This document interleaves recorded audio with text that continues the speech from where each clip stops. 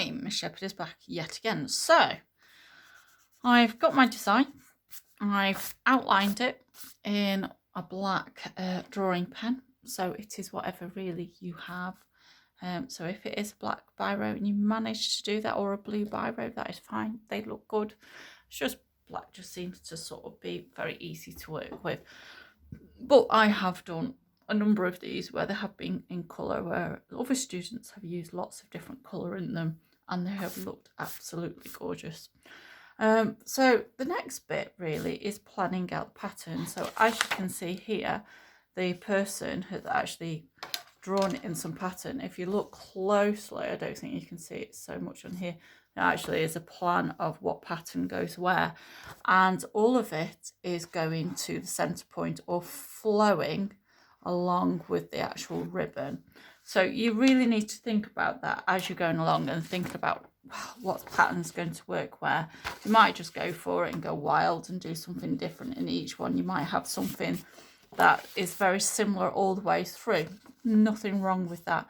You are teaching yourself how to use pattern, you're teaching yourself how to use line, making repetition work, making it look neat and tidy, and you're also giving yourself the challenge of it gradually getting smaller and smaller to the center. That is a big challenge, and you might find that really hard. Okay, so what I'm going to do is start off with something fairly simple, and I think it needs to be something like stripes. Okay, so you can see what I am doing, or something like this, and then you can get more complicated. You might find that you do like things like leaves and things in there, which can be a little bit more random. Okay, so I'm going to take this space here because, oh, I've just noticed a line is missing. Whew. See, this is what you have to do. You have to double check things. And also, you might notice as you're going along, you struggle to keep your lines neat. I found that in places I had to thicken them. You just have to accept the mistakes as you're going along, because that is what happens. So I'm thinking of doing something more like stripes at this point in time.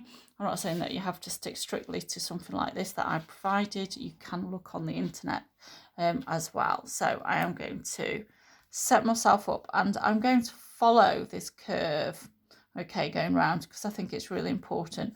I'm not going to make it too hard for myself, because you need to see that you need to also make it simple for yourself. Now, this is where perspective can go really skewy. Now, you might think, oh, it's going to go in there, but no, you've got to think about it merging and joining in on here as well. So you've got to almost make it go a little bit thinner, so it looks like it's tucking in here. I am not saying that I will get it brilliantly right, but I'll give you the illusion of it looking like it's hiding. Yeah, I'm having one of those days. My language is not right. It happens. Okay, so it looks like it's tucking in, and then I'm going to show it a little bit there, and it's going to disappear here again. One of them. So I'm going to carry on, and it can make it interesting. It doesn't mean that it's absolutely correct. Hey ho. One of those things. Maybe I've chosen the wrong pattern. Thinking, yeah, that would be easier. Probably would have been easier choosing something that went straight down. Oh dear. Never mind. And then I'm going too wide. I need to, because this is going down into the distance. I also need to make this narrower,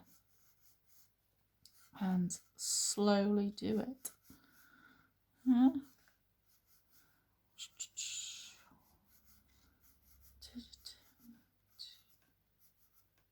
So I could keep that really simple and just get narrow. Now, can't see what's going on here, but I could keep it crisscross going to this point. Now I'm doing this freehand, but there's nothing to stop you from doing it less freehand, like so. And then you can see the difference between more diagonal or what would appear if I turned it this way, vertical lines. It's very tricky doing it this way. It's a challenge. It will look good, whatever you do, believe me. Or don't. That is the question. So you've got to imagine it's going to either get wider or it's going to get narrower. Maybe you need to do a bit of research and see what it looks like. It looks odd, I know, right? But it's all going to the same point. So you could have something like that. You could have something that goes differently on the inside. It is not easy, and you'll notice on here there is something like that as well.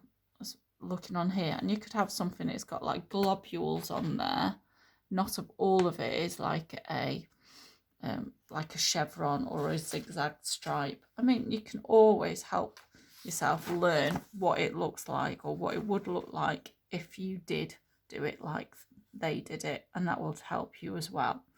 And that'll probably be a good thing to do. So on here, they've done something like globules, like different sort of sizes, and that can make things interesting as well. Remember, you're doing this in pencil first. This is why I'm saying it's going to take you, it probably actually will take you more than 2 double lessons, to be honest, but we'll judge that as we go along. So you could have that sort of shape going on. Yeah. You might want things that are coming out and just stripe it. You might want to actually go for something wibbly. You might just want something. This, I've missed another line. It's so easy to miss. So many lines. Okay. So that will carry on in here as well, because it's on the outside. So think about things, how they link up, yeah, because they're on the pieces of paper. Right, I think you are going to find this quite challenging, of course, but what you need to do is just enjoy it and see what happens, okay? Right, so let's see what happens with this one. I'm going to carry on for a bit. I'm going to add more and more to it, and then what I'll do is I'll come back and I'll show you the different things that you can do with colour and pen.